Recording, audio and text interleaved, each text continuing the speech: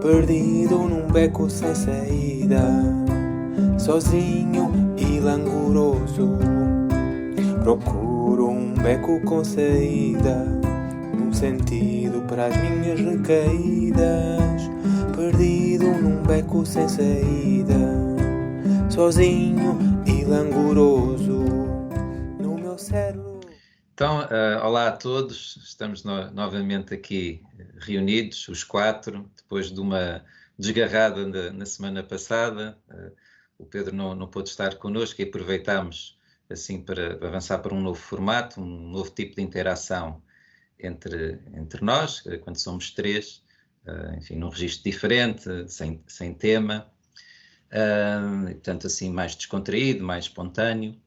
Mas hoje temos novamente um tema, portanto um episódio assim mais clássico aqui do Beco com Saídas, e estávamos aqui num processo de uma tríade temática. Começámos no 8º episódio com o Viver no Passado, e agora damos um salto ao futuro. Estamos neste momento aqui a aprofundar o tema, vamos debater o tema do Viver no Futuro. E vou só fazer aqui um bocadinho de uma introdução de algumas coisas que também tinha pensado antes de vos passar a palavra. Portanto, para quem nos está a ver e ouvir, eu sou o Nuno Almeida e Sousa, estou portanto aqui com o Guerra, o Pedro Xuxa e a Laura Veríssimo.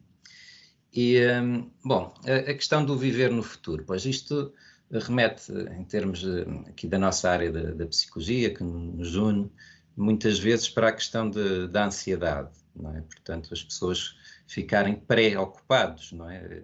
Portanto, não estão ocupados tanto assim com as circunstâncias imediatas da experiência presente, mas ficam, enfim, a matutar, ficam a pensar sobre cenários hipotéticos do futuro, que ainda não surgiram, e especialmente cenários ameaçadores, aqueles que querem evitar. É típico da ansiedade isso, as pessoas ficarem a pensar sobre esses cenários que podem correr mal, as coisas que poderem correr mal na vida.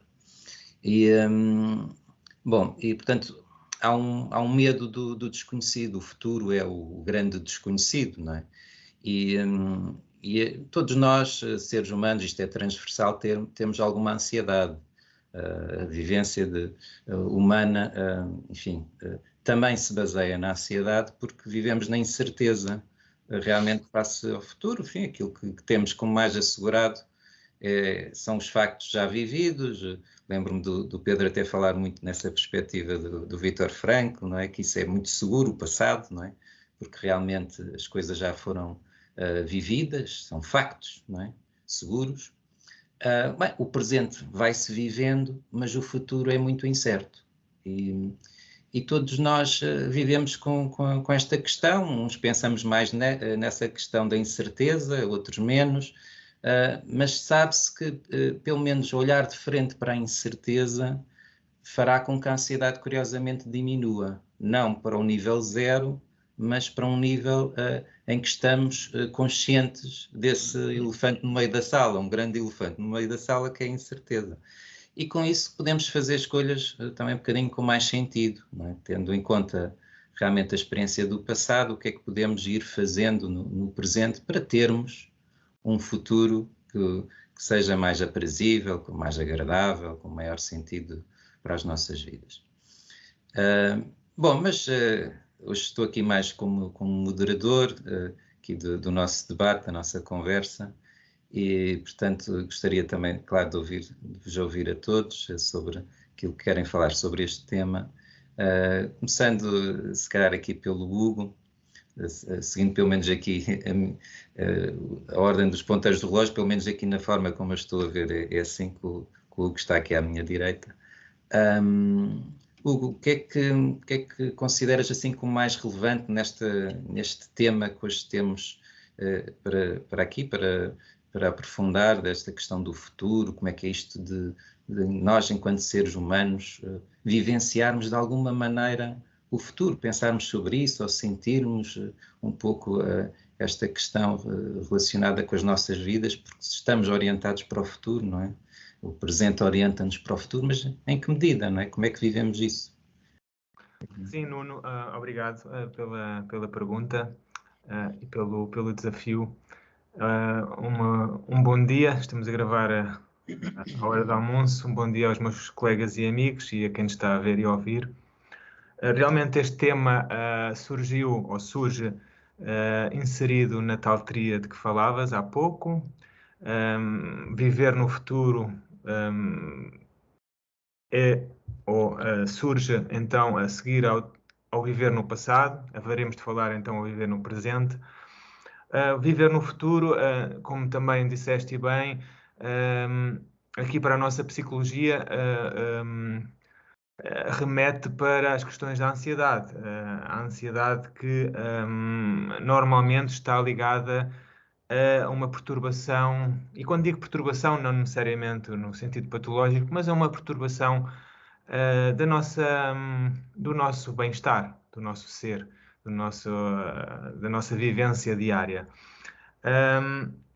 Quando falamos em ansiedade, existe sempre uma pressão associada, um calafrio, uma sensação na barriga, um nervosismo, um roer as unhas.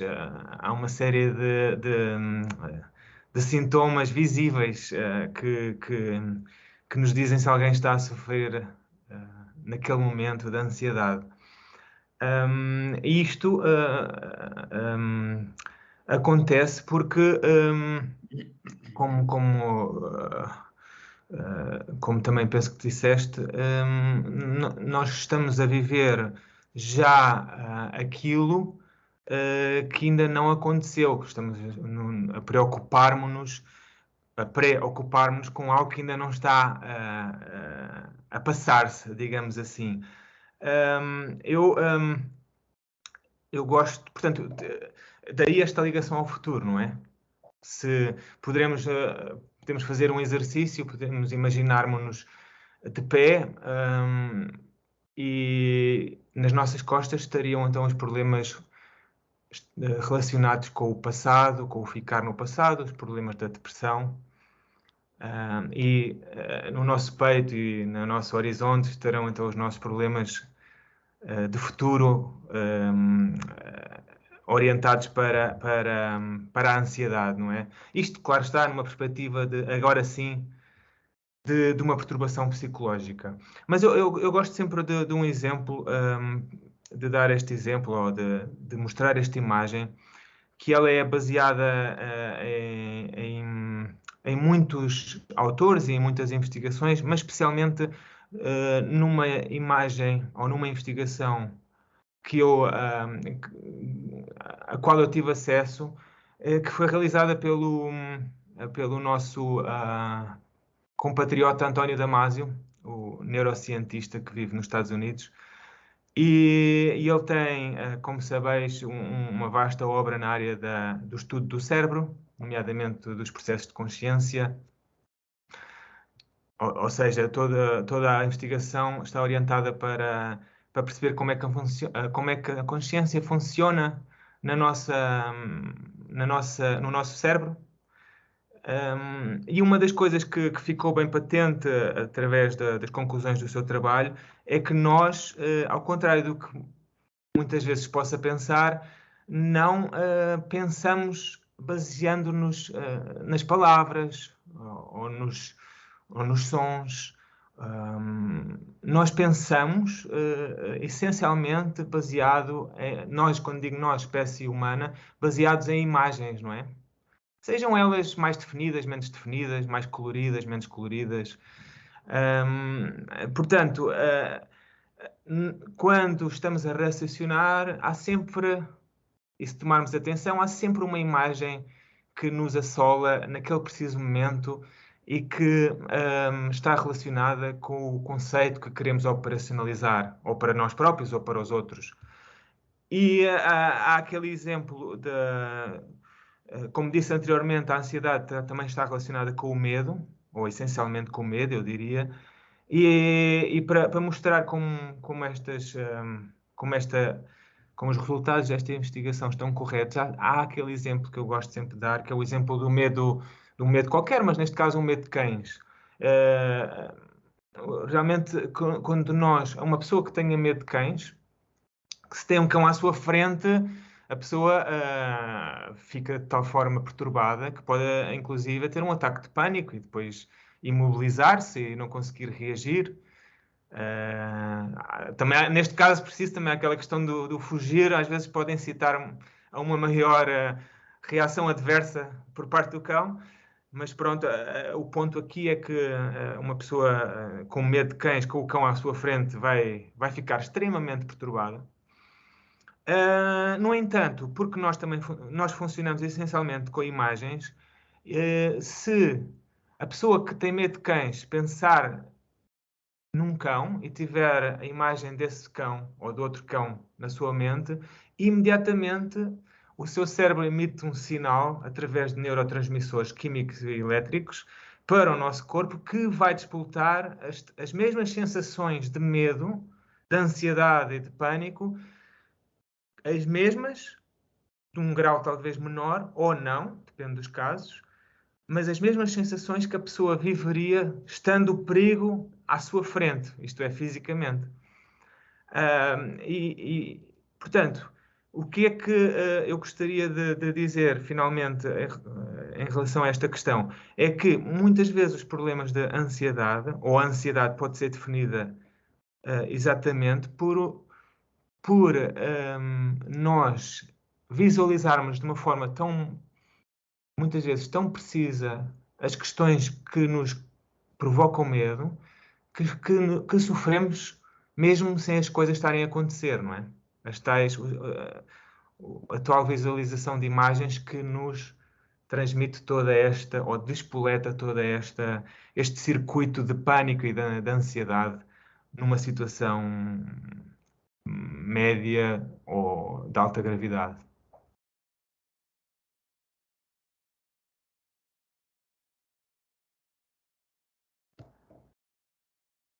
Estás sem som, Nuno? Obrigado, estava aqui realmente sem som, obrigado. Estava a pensar, Laura, aqui na tua prática clínica, aquilo que também vais vivenciando como psicóloga, como é que surgem estas questões da dimensão do futuro e eventualmente relacionadas com a ansiedade ou não tanto, mas como é que isto se apresenta ou tem-se apresentado na tua prática? O que é que tu tens pensado e lidado também com esta temática na tua vida profissional? Bem, obrigada, Nuno. Bom dia a todos e a todas. Sobre esta questão de viver no futuro e da ansiedade, bem, antes de chegar à ansiedade, acho que a ideia de viver no futuro, de estar com pensamentos sobre situações que estão por vir, também por vezes pode estar relacionado com fases da vida que a pessoa possa estar a passar, porque de facto há momentos na vida, momentos de mudança, momentos em que se dão mudanças significativas. Penso que faz parte do próprio processo de atravessar essa mudança, estar um pouco mais com o pensamento no futuro. E aí alguma preocupação até é expectável, não é? Ou seja, não é necessariamente problemática. Por exemplo, quando há uma transição, como por exemplo o fim do secundário e a entrada para a universidade, ou um casal que está prestes que estão prestes a serem pais, são mudanças que trazem claro, um viver no futuro, ali em parte, no sentido de estar a imaginar como é que vão ser as suas vidas com aquela mudança, e isso faz parte do próprio processo de atravessar essa mudança. Mas efetivamente o viver no futuro, para nós psicólogos e com prática clínica, percebemos que muitas vezes isto é algo que surge mais de forma mais problemática ou mesmo patológica, e apresentando-se como um sintoma ou mesmo uma perturbação de ansiedade. E que a questão da ansiedade, o Hugo acho que já esteve aqui a explicar muito bem e aliás ele introduziu aqui este exemplo do cão, que a mim imediatamente, lá está, mas isso é defeito da minha abordagem terapêutica, automaticamente levou-me para a questão do condicionamento clássico, que no fundo explica isso muito bem. O velho exemplo do Pavlov, do cão do Pavlov, que na ausência de estímulo, depois de uma associação entre comportamento e estímulo, a ausência, já não é necessário a presença do estímulo para que haja um pensamento e comportamento, não é? E isto é basilar para a compreensão de como é que a ansiedade se desenvolve e se processa nas pessoas. Mas uma coisa que, portanto, eu não queria entrar tanto na explicação do que é a ansiedade, mas apontar algo que eu acho que está muitas vezes presente, que é um esquema de negatividade ou mesmo pessimismo nestas pessoas. Ou seja, uma expectativa demasiado alta, mesmo exagerada, de que as coisas vão correr mal. Ou seja, esta ideia muito forte de que o que está para vir, de colocar todos os cenários negativos possíveis, não é? E que deixa as pessoas, claro, num estado de tensão muito grande. Mas que isto muitas vezes tem a ver com uma crença, uma ideia de que as pessoas têm de que, de alguma forma, o estar a antecipar que as coisas vão correr mal, ou qualquer tipo de cenário negativo, é de alguma forma estar a ter algum controle sobre acontecimentos futuros, não é? Ou ainda é uma proteção, uma proteção no sentido de que aquela velha ideia de que se eu colocar os piores cenários não me vou desiludir tanto, ou não me vou sentir tão mal se as coisas correrem mal, e que é uma coisa que é muito, eu acho que está muito presente na nossa cultura. Não sei se é coisa mais nossa dos portugueses, mas não quero estar a entrar por aí, mas é algo que é muito... É uma crença que está muito presente, essa de que eu prefiro estar a sofrer por antecipação, estar a colocar todos esses cenários. A coisa até pode vir a correr bem, mas a simples possibilidade das coisas correrem menos bem, eu prefiro já estar a sofrer antecipadamente, porque acho que vou sofrer um bocadinho menos quando aquilo correr, ou na possibilidade de correr mal. Ora, isto na verdade, sabemos bem que isto na verdade é estar só a propagar no tempo o sofrimento, não é? Porque a pessoa, se a pessoa tiver uma atitude mais otimista, e há sempre essa tal a incerteza de qual é que vai ser o resultado, se será positivo ou negativo. Se a pessoa tiver uma atitude otimista, de facto, se a coisa correr mal, vai sofrer um pouco, mas será que vai sofrer mais do que se tivesse estado a antecipar que as coisas iam correr mal à partida? Eu diria que, se formos a pesar as coisas, no momento em que a situação ocorre, não há grandes diferenças entre ter estado com uma atitude mais positiva ou ter estado com uma atitude negativa à partida em direção a determinado objetivo. Até acho, na verdade, que acho não, quer dizer, a verdade é que a pessoa que está com uma atitude positiva ou otimista vai estar com mais entusiasmo e com mais capacidade de também desenvolver ou fazer um caminho em direção a um resultado mais positivo, não é? Enfim, estou a falar isto um bocado no abstrato, mas isto pode-se aplicar a diversas situações. E sobre isto também penso que isto também se relaciona a uma dificuldade enorme que se pode ter com a possibilidade de errar. Que a intolerância ao erro é algo que é muito, que está muito presente, não é?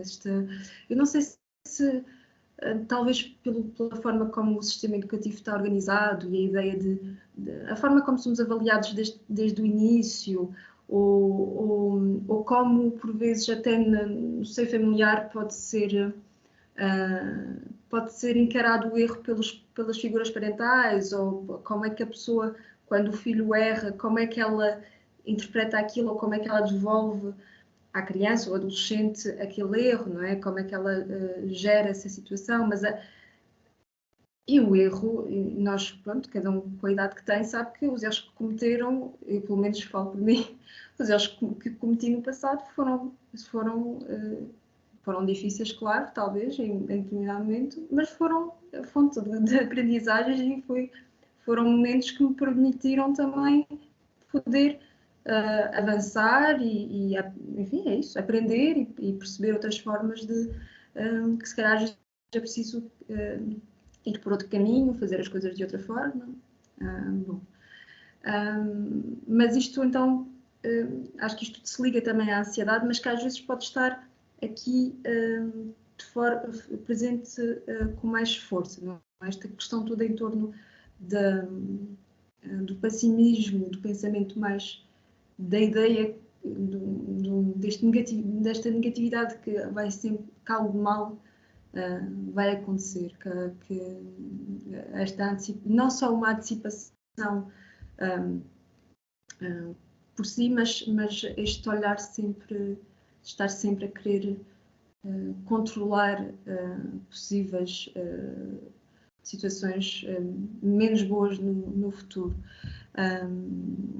E de estar a viver no futuro dessa forma, acho que isto é fonte de um grande sofrimento e que é preciso desconstruir estas ideias, é preciso desfazer tudo isto, não é? Porque isto são coisas que estão muito enraizadas nas pessoas. As pessoas acham mesmo que tiram algum benefício de ter este tipo de postura face àquilo que vão vivendo. E desconstruir isto, por vezes, é muito difícil. Fico por aqui. Obrigado, Laura. E até fazendo aqui, se calhar, uma passagem com o Pedro, que tem exercido a sua atividade de psicólogo clínico em ambiente escolar nos últimos tempos. Esta questão que tu falaste, Laura, da intolerância ao erro, não é? No sistema de ensino, estava aqui a pensar até que ponto o Pedro tem percebido isto como muito evidente e intenso por parte dos professores, dos pais e dos próprios alunos, e que pode levar a essa vivência mais ansiosa, não é?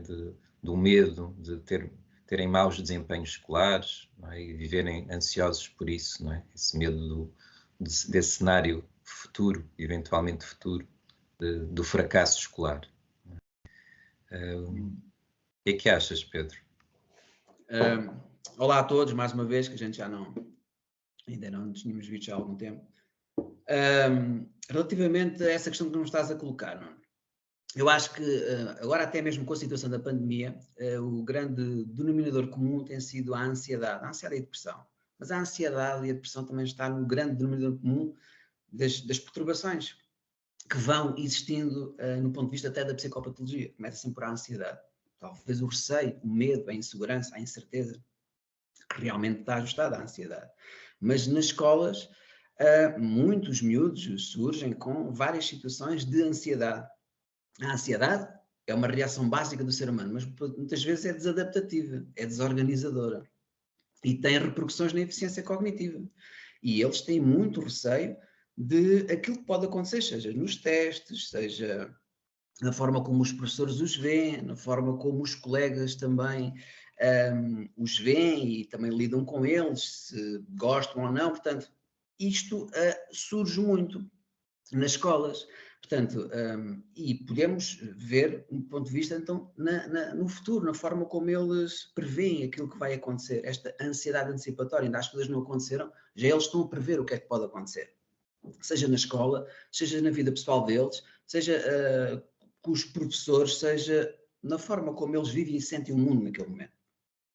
Agora, mas a ansiedade também pode ser adaptativa ao ponto deles terem respostas naturais e emocionais à situação que vai acontecer. Portanto, ter uma boa resposta. A atenção também nos mobiliza para a ação. Agora, por vezes, eles ficam bloqueados, ficam com medo, ficam paralisados. Portanto, e quando o medo nos faz paralisar, a gente não consegue andar para a frente, não conseguimos fazer nada, seja na escola, seja na nossa vida pessoal. Agora, o tema é um tema pertinente, viver no futuro. Viver no futuro, de uma certa forma, é viver no vazio, porque ainda nada existe. É viver sobre alguma, no meu entender, sobre alguma artificialidade. Porque estamos a viver imaginando o que ainda poderá acontecer. Não sabemos. O que eu sei é que o passado já foi, o futuro ainda não existe e o presente é aquilo que existe neste momento. Agora, realmente viver a pensar no amanhã pode nos deixar muito ansiosos, como nós estávamos a falar. Portanto, o medo, o receio daquilo que poderá acontecer, a incerteza, a expectativa, a ameaça, a insegurança, portanto, esta representação do perigo. Mas também quem não se projeta no futuro, às vezes é como eu estou com eles também, quem não se projeta no futuro, ou quem se inibe também nessa projeção, também perde a possibilidade de ser. A falha da dimensão futura, a temporalidade, também priva de ter experiências positivas e significativas. Até nos inviabiliza no nosso projeto existencial. Portanto, nós estamos a falar da dimensão do futuro, criar ansiedade, mas, quer dizer, o Dr. Frankl até falava, por vezes, em amortecer o presente com acontecimentos do futuro por antecipação. Nós podemos trazer a alegria do futuro, ainda que ainda não existe, para o nosso presente. E podemos até apontar na direção de uma futura consumação. E isso é interessante. E até mais para a frente podemos falar alguns exemplos que ele falava no campo de concentração, quando ele estava ocupado com aqueles pensamentos miseráveis da vida de lá, não é? Se arranjava, sei lá, um pedaço de arame para atar os sapatos porque tinha os pés congelados, ou se arranjava algum pedaço de pão, ele imaginava-se, era quase uma imaginação, mas imaginava-se, sei lá, sentado numa poltrona, num auditório magnificamente iluminado, onde tinha muita gente a ouvir ele a dar uma palestra sobre algo interessante de psicologia. Portanto, ele imaginava isto, vivia no futuro, no fundo estava a viver no futuro, não é? Portanto, ele ficava acima da situação e acima do tempo presente. E ficava acima do sofrimento até. Portanto, ele amortecia o presente com acontecimentos do futuro por antecipação, vivendo no futuro já. Portanto, viver no futuro, e mesmo que seja com alguma ansiedade, por vezes também pode ter o seu lado positivo. Portanto, isto depende da forma como vamos interpretar e como vamos guiar esta situação. Mas ficava agora um pouco por aqui, portanto, porque falei nestes aspectos dos alunos, mas depois também a forma como também se pode projetar os alunos para o futuro, porque isso nos faz também ter experiências positivas, significativas, e faz-nos pensar que poderá ser melhor amanhã do que é hoje. Obrigado, Pedro. Pois, estava a pensar que também agora aqui com o contributo do Pedro, e se calhar também fazendo assim uma ponte com a pergunta que vou fazer agora ao Hugo, sim, que a ideia de um futuro, de um imaginário futuro é interessante, não é? pode nos levar a sentir um entusiasmo desde logo no presente, ou uma esperança renovada, mesmo até num campo de concentração, não é? Pode ser uma forma de recuperar ou ter algum bem-estar, aceder a imagens ou experiências hipotéticas, mas possíveis e positivas desse futuro. Estava a pensar, então tu, como lidas mais na área da psicologia do desporto, se por um lado pode haver uma ansiedade antes das provas, não é? E os atletas ficarem mais tensos, mas a questão do entusiasmo também, não é? E da esperança dos bons resultados, de poder participar e ter o gosto também da atividade desportiva, não é? Que isto, tal entusiasmo também antecipatório, não é? E amanhã vai haver a prova, não é? E se tens percebido mais isso, essa vivência da esperança e do entusiasmo pela participação nos torneios, nas competições, ou uma vivência mais ansiosa, não é? De tensão, de preocupação face a maus desempenhos, ou até de uma lesão desportiva. Estou curioso em saber. Sim. Certo, Nuno, naturalmente que a ansiedade, neste sentido negativo, está ligada a quem participa em eventos desportivos de forma semi-profissional ou profissional. Um atleta tem que se orientar necessariamente para o próximo evento, para o próximo objetivo, para a próxima conquista. E durante este processo é perfeitamente natural que surjam questões, problemas de ansiedade que são mais ou menos exponenciados consoante, em primeiro lugar, a personalidade do próprio atleta, em segundo lugar, a percepção do controle ou falta de controle. Ou seja, o ter a percepção que vamos controlar algo, penso que nos dá uma sensação de calmaria, de segurança. Mesmo os performers, nomeadamente os atores, lembro-me de ouvir alguém dizer isto, com muita experiência, mesmo na casa dos 70, dos 80, sentem um nervoso miudinho antes de subir ao palco. O mesmo se passará com desportistas, não tão longe na idade, derivada da característica da atividade, mas eles sentirão também esse nervoso miudinho, essa pequena ansiedade. A questão aqui é que a ansiedade se torna um problema e torna-se grave, pode se tornar grave, quando há esta percepção de não controlarmos ou de perder o controle. Paradoxalmente, eu já trabalhei com atletas e trabalho aqueles que são mais ansiosos numa perspectiva de reativar os circuitos do controlo na pessoa, para que essa percepção de controlo seja potencialize um bem-estar psicológico. Isto é, porque é que eu digo paradoxalmente? Porque muitas vezes dizemos que pode-se dizer a uma pessoa ansiosa: estás a querer controlar tudo, estás a querer ter tudo debaixo do teu nariz, como se costuma dizer. Portanto, o antídoto ou a resposta a isso é: relaxa, descansa, esquece isso. Mas muitas vezes isto não deixa de ser aplicável em muitos casos. A Laura falou disso e não deixa de ser aplicável e de fazer sentido. Mas em muitos outros casos, e eu já trabalhei assim e trabalho assim, é precisamente essa psicoeducação quanto à possibilidade de controlar algo através do treino, da repetição, da antecipação, da visualização, é através de todas essas técnicas que se pode devolver a percepção de um controle útil à pessoa. E não, ou seja, um controle útil, um controle que ajude e não um controle que pretenda ser um supra-controle, um controle irrealista, da questão, não é? Só para terminar esta minha intervenção, eu gostava de, se me permitem, como é sabido, eu vivo aqui na Áustria e o alemão faz parte do meu dia-a-dia.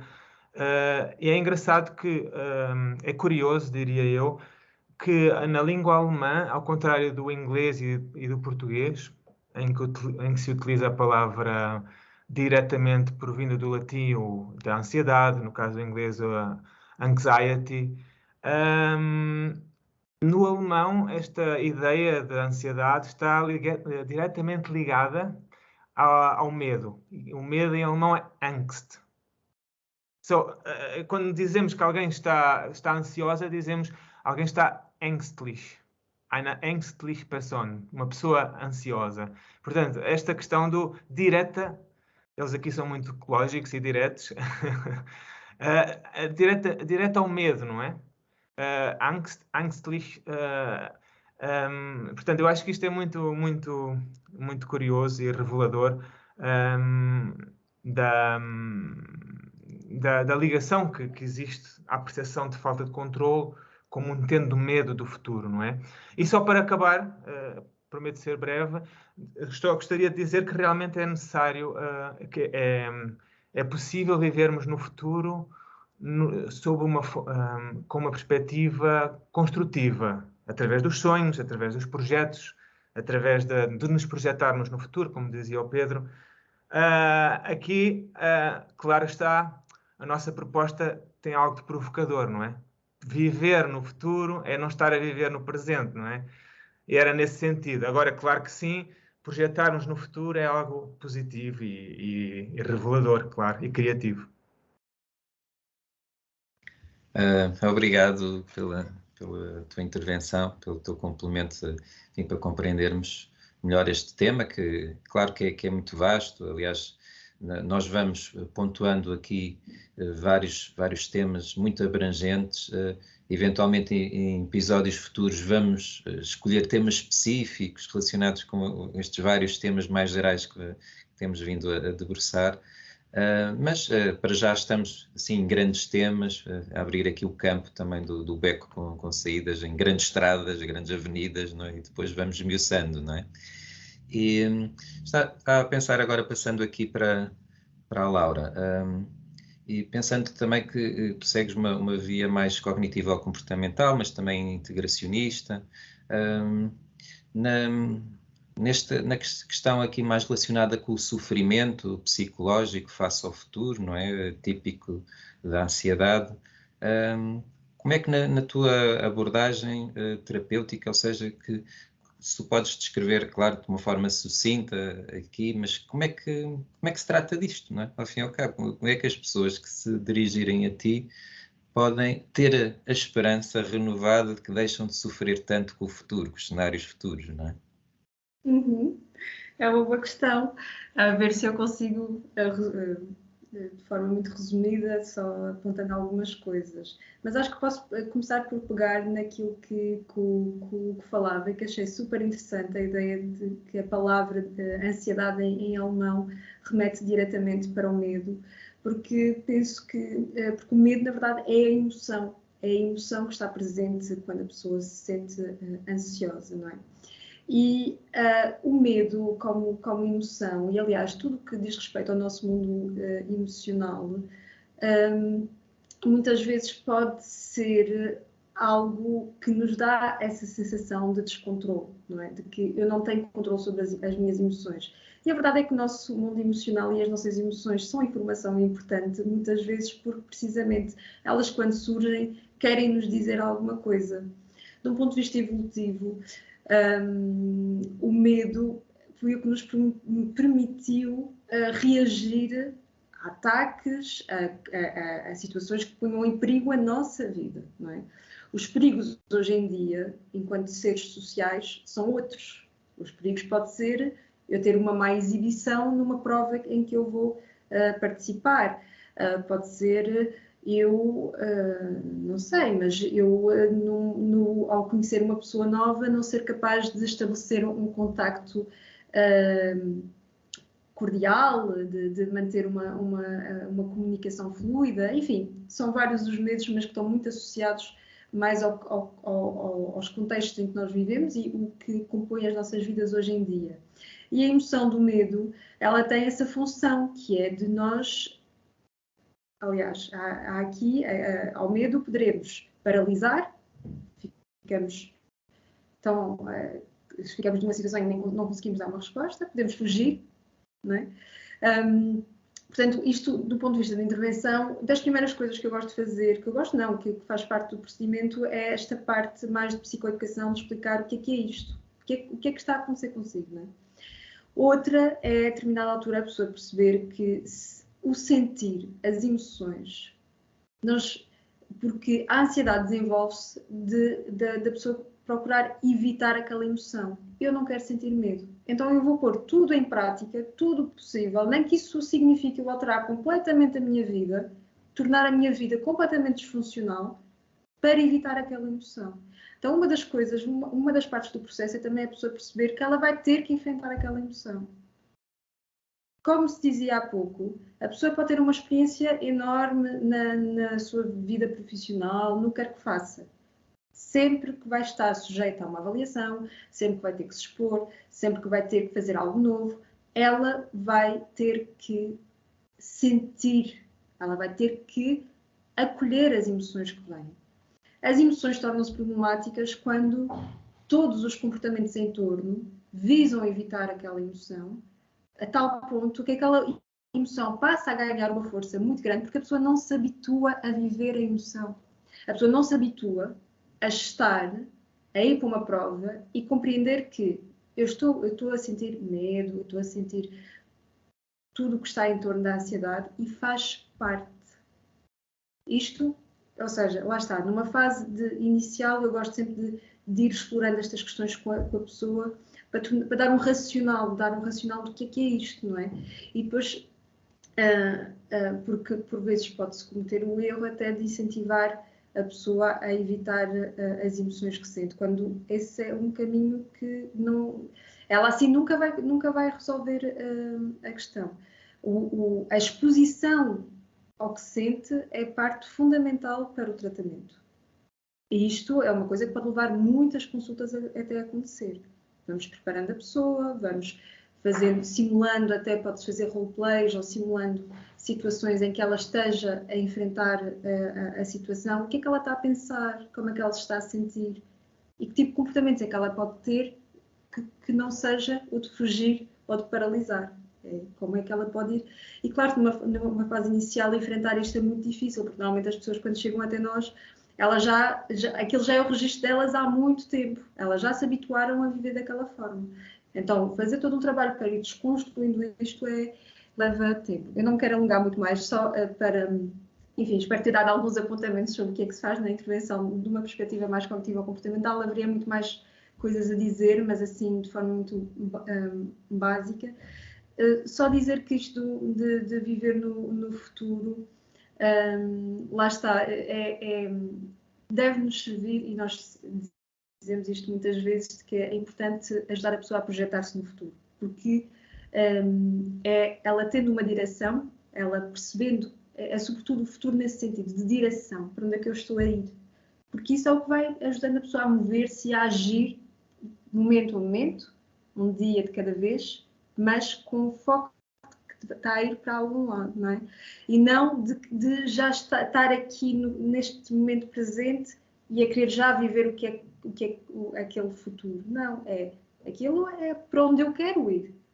E agora vamos fazer todo este caminho até lá, vivendo, dando um passo de cada vez. Obrigado, Laura. E voltando a ti, Pedro, e aproveitando agora que estamos enfim, neste desenvolvimento mais da questão terapêutica, não é, em relação ao sofrimento psicológico da dimensão do futuro, estava a pensar que tu és um grande conhecedor da abordagem do Viktor Frankl, não é, da logoterapia. Se poderias falar um pouco como é que essa abordagem pode ajudar as pessoas que sofrem, enfim, com ansiedade, com esta vivência difícil face à dimensão futura da temporalidade, não é? Sim, antes de mais, muito rapidamente, o que a Laura estava a dizer é bem verdade. Muitas vezes, principalmente nestas situações de ansiedade antecipatória, que é viver no futuro, ainda as coisas não aconteceram, já estamos a prever, é muito importante a psicoeducação, os contributos educacionais para mudanças do comportamento. E isso faz-se muito e faz-se muito com os miúdos. A forma deles interpretarem e distorcerem as coisas, principalmente na ansiedade, que... portanto, as pessoas reagem de forma corpórea, não é?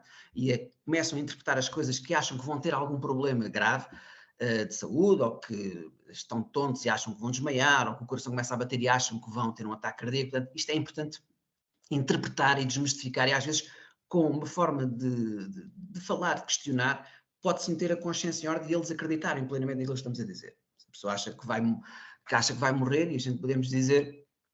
mas como assim morrer? Tu estás aqui a falar comigo quase todos os dias e isso não aconteceu. Tu não vais morrer porque tu senão já tinhas morrido se tivesse algum problema grave de saúde. Há coisas que as pessoas ficam a pensar, pois isso é verdade.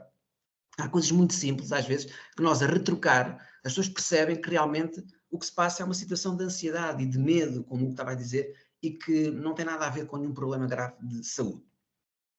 Relativamente à pergunta que me estás a dizer, eu, por exemplo... não temos assim muito tempo para isso, mas eu gosto muito, por exemplo, de um pressuposto teórico frankliano, que é a nó-dinâmica.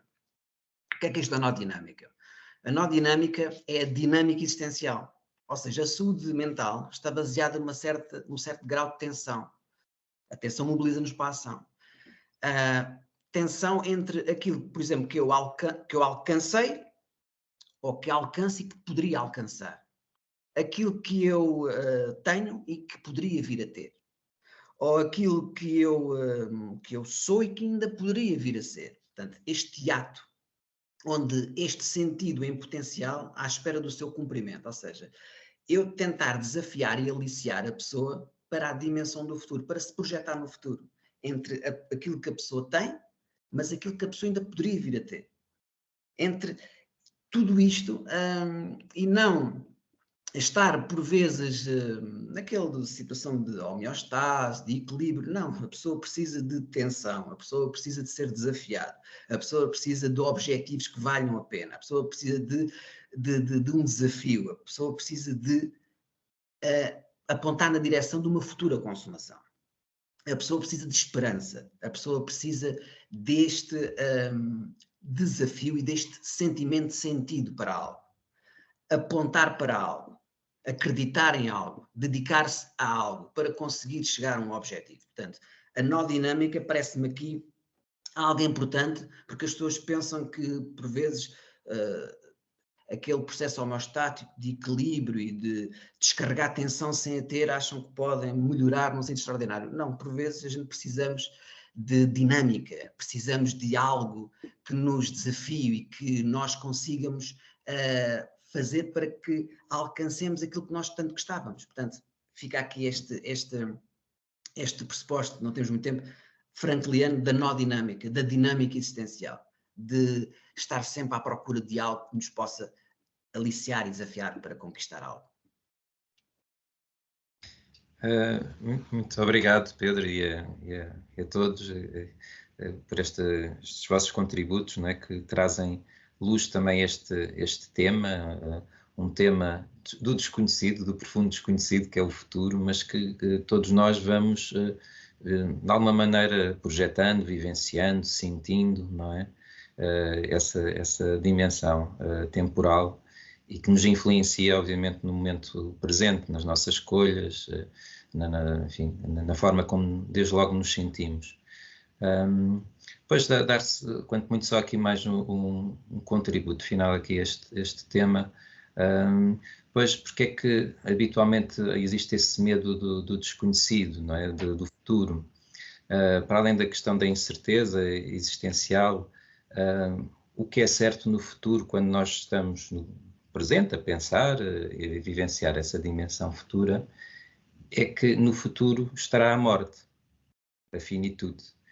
E, portanto, a fonte de todas as angústias e, portanto, de onde deriva a ansiedade, o Yalom também debruçou-se muito sobre isso, não é? Sobre essa temática da angústia de morte, e que está, sim, na nossa vivência, enquanto estamos vivos, está relacionada com o futuro. Então, algum dia iremos morrer, algum dia outras pessoas que nos são queridas irão morrer, mas que dificilmente nos confrontamos com isso, não é? Porque é uma temática dolorosa, muito difícil de sentir, de observar, de compreender, de acolher.